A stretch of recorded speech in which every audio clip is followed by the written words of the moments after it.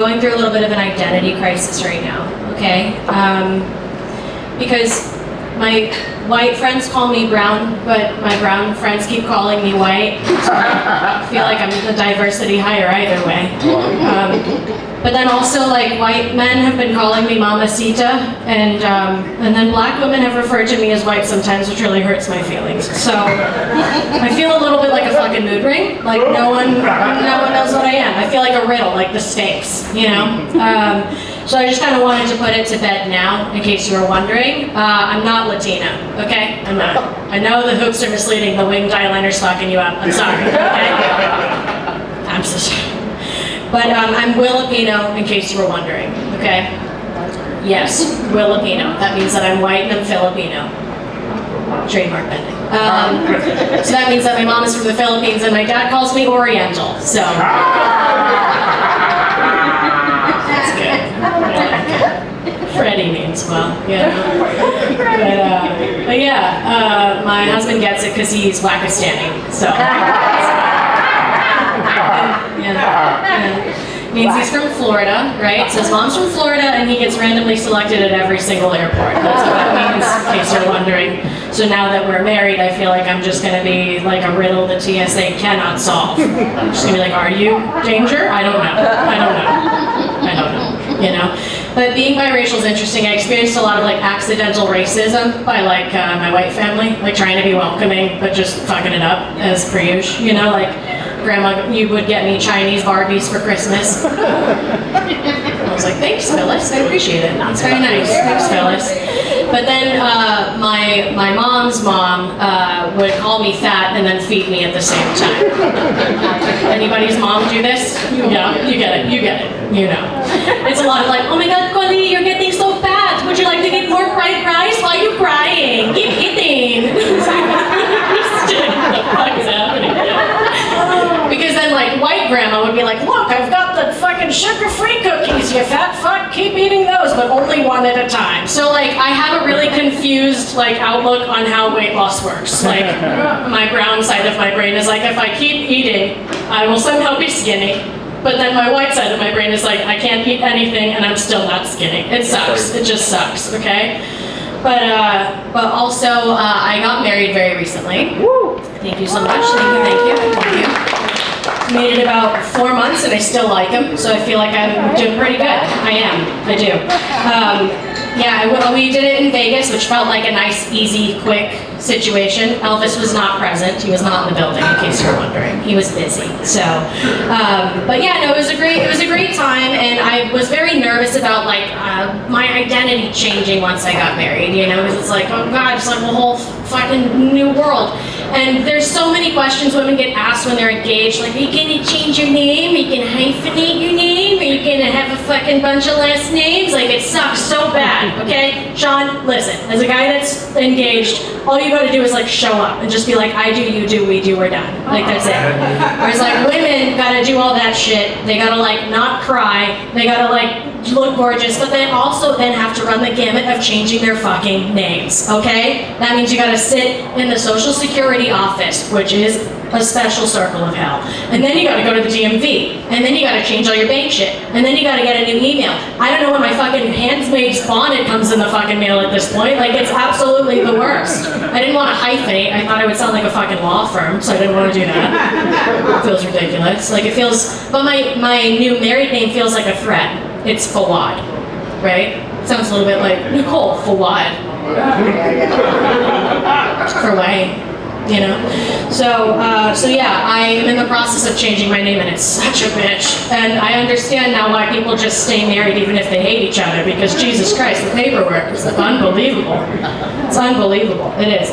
But I'm married to a gamer. Do I have any gamer people in here? Gamer people? Cute, nice. Yeah, they're outside sometimes. You know, they're outside. And I know they get a bit of a shitty reputation, so for those of you that are single, like, I'm gonna plead the case really quick, okay? You never have to wonder where he is, all right? Like, wherever the internet is, that's where he's gonna be. If you want attention, you unplug the router. If he hurts your feelings, you change password, you know? Also, gamers are very intelligent. If he can like dictate to like 6 different dudes on Discord, like where the shooter's at, he can for sure find the clip, okay? He can find the clip.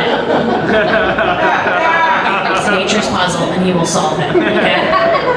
Also, usually you don't have to worry about them cheating because they only talk to like 6 different dudes that look exactly like themselves. So if he is cheating, it's with like a dude named like Face4664 or something. And it's fine, you know, it's been good.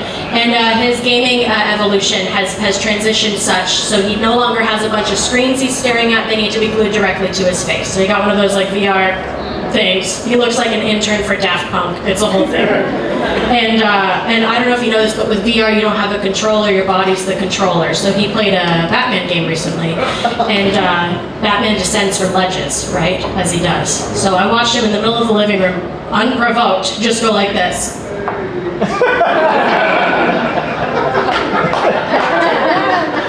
And I was like, me and the wiener dogs are like, the fuck is happening?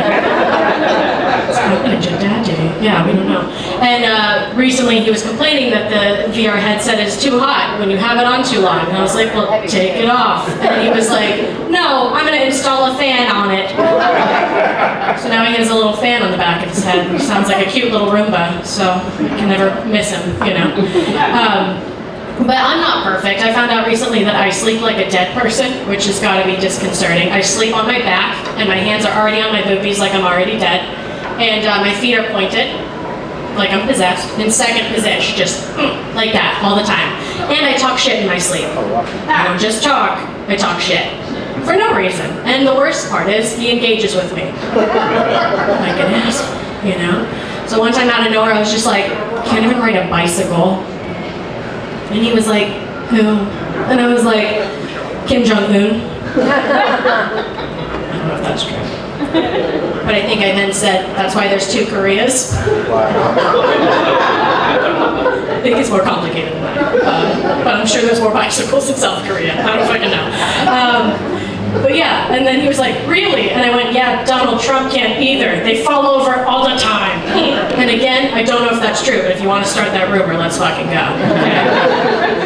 But yeah, so, you know, I'm not perfect, and nobody is, and that's what love is. But I had no business being single, so I'm very awkward. I don't know if you've noticed that. I feel like from the boobies up, I look like I know what's going on, but I have no idea what to do with my body or anybody else's body, okay? So being young was the fucking worst. You know when like there's really confident girls that do have that like big hoop energy, and they can like walk up to a guy and be like, hey, do you want to get out of here? And it's like, wow. It's so inspiring, because whenever I would do it, it was always like, hello, would you like to go to a different location and touch each other in the dark, or what do you want to do? You know? I didn't know what the fuck to do. He met me bartending at a bar where I fell up the stairs somehow, carrying a bunch of beers. I don't know how you fall up the stairs, but I did it, and he was like, that's the one. Don't know why. But yeah, I couldn't casually date people. It was very hard for me. Like anytime I was getting like casual texts from people that were like, what are you doing? And I'd be like, watching Downton Abbey. What are you? Oh, that's a picture of your penis. What? So I would usually then just send a thumbs up emoji, like a Teams message, just like, received, I saw it. And then they'd go, your turn. And then I would download their picture of their penis and send it back to them. And then they'd stop talking to me. Can I be gross for a second? Is this a safe space? Yeah. Okay. I don't know what to do when a guy comes on me. I said I don't know what to do when a guy comes on me, okay?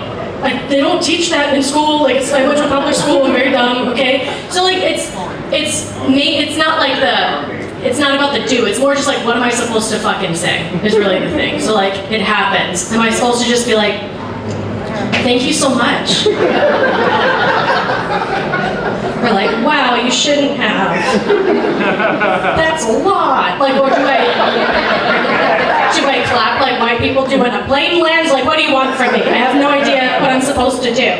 I work in corporate America. Does anybody else have a corporate girly job? Anybody? No? Oh, you lucky bastards. Okay, if it were up to me, I would have one specific rule for corporate America. All meetings should be virtual with the cameras fucking off. Why? Because people say stupid shit sometimes, and you have to just not react.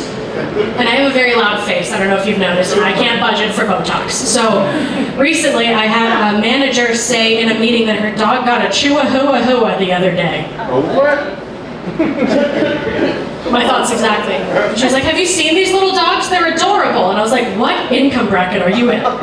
You've never seen a chihuahua in your life. What do you mean? A chihuahua. I cannot. And I had to sit there in real life and just go like, wow, that's fantastic. I love that for you. I had to also sit in a meeting one time where we did the small talk of, hey, how was your weekend? And this kid was like, oh, my roommate got in an accident. And I was like, oh no, is he okay? And he's like, yeah, I had to help him go to the bathroom and I have to help him wipe. How am I supposed to not make a fucking face? And it got worse because I was like, man, is his car okay? And he was like, no, he was on foot. Right? And I was like, damn, like that's crazy. So he got hit at a crosswalk and he's like, yeah, by a trolley. Yeah. Like a clang, clang, clang with the fucking trolley, okay? The thing is, you hear them coming. What are you talking about? I got hit by a fucking trolley.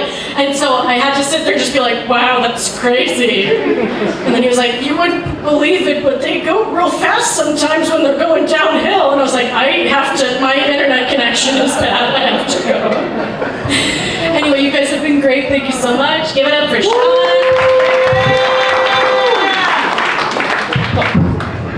Keep it going for my co-employee, Nicole. I told her that in confidence. All right, Jazz, we have one more comic tonight. Are we ready for our last comic of the night?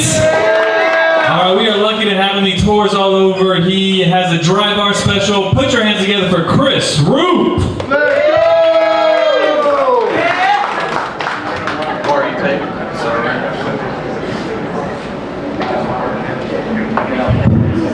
I'm not trying to be awkward, but it's awkward. How we doing?